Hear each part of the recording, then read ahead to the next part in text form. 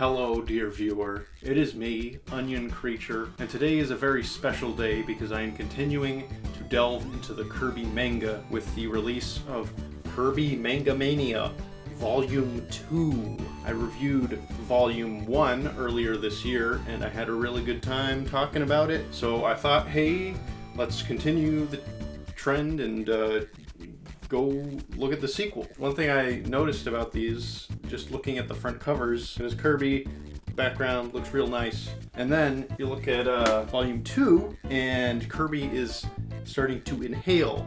And so they've distorted the same background elements, and they look like they're being consumed into Kirby's gaping maw. That's just a fun detail that you might notice if you have more than one of these things. So I guess we'll just dive right in and start with Chapter 1, entitled Everybody Wants to be the King of Dreamland. In this chapter, everyone realizes that King Dedede is a bit of a malevolent dictator, and as such, they seek a new leader. There are many candidates considered, one of whom is Kirby, of course. Kirby is, as discussed previously, objectively not a good person in this, and as such commits the egregious act of election fraud. This is going to be a fraud like you've never seen. He consumes his opponents and is named the new King of Dreamland. Kirby engages in excessive federal spending and incurs a great deal of debt, and then resigns, leaving King Dedede to foot the bill.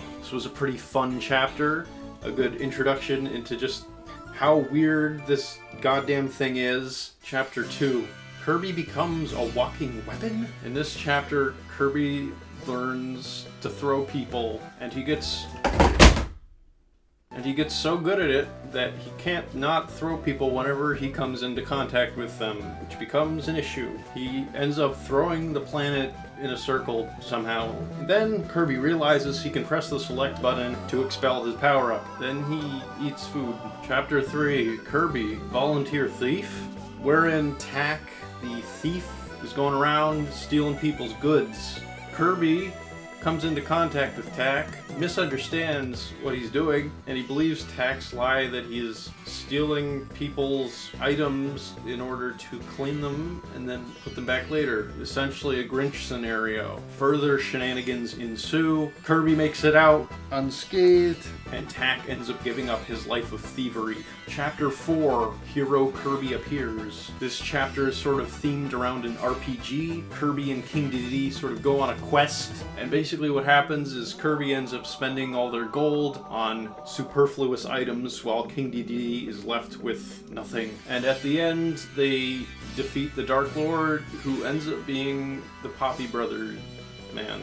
Chapter 5, Operation Kirby, Secret Agents. This chapter has Kirby and his crew as a team of secret agents who must infiltrate Meta Knight's base. They believe that Meta Knight is going to launch a missile attack, but it turns out he's just gonna drop some pepper all over Dreamland just to mess with people. But Kirby, he won't stand for that, so he puts some bombs in the missile before it launches, which ends up detonating Castle Dedede.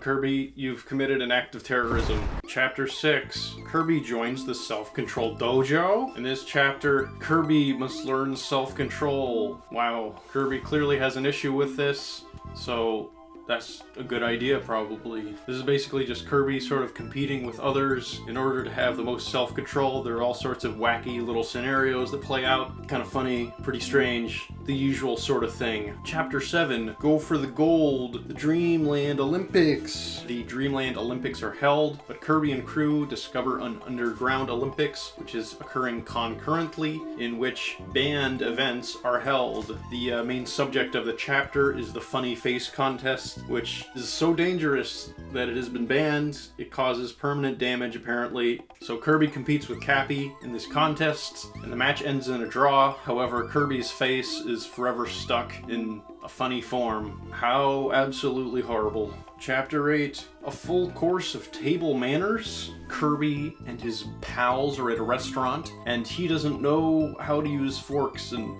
whatnot, so he must learn in this chapter. Kirby eventually is able to be taught the table manners he requires, but he still eats a lot of food, is the main idea. Chapter 9, The Start of the Eraser Shock. This is a chapter about the economy and inflation. King DDD's money management master, Tick, has given him the idea to buy all of the erasers in Dreamland to drive up the price.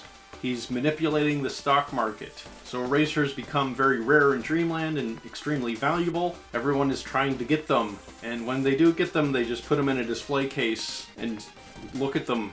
And they don't actually use them for their intended purpose. King DDD is convinced that the price is going to keep going up, so he holds on to his stock. However, Kirby realizes that he actually wants to use an eraser, and so he does, causing the value to plummet, making the king's stock totally valueless. So, yeah, funny stuff. Chapter 10, Eye in the Sky. Kracko cracks down on Kirby. Kracko decides that Kirby has gone a bit out of hand, which frankly, I'm inclined to agree with. He's eating people and destroying property. It's become an issue.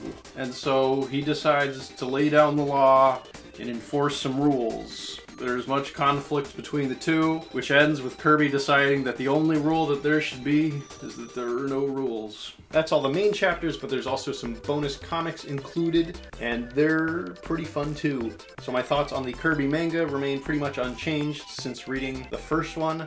I really like it. It's really great that it's being officially released. I enjoy it very much and definitely recommend it. We have just one more volume being released this year, which I will be sure to review as well. Alright then, buddies, I'm just gonna head on out.